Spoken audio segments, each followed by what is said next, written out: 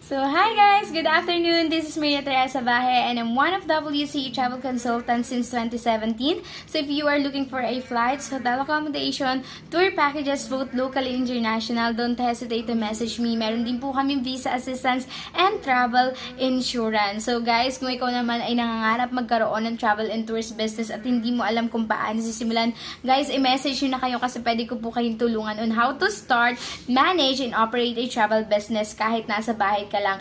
Using your mobile phone, basta may data yan at may internet, kahit saan pwede mong gawin yung business natin.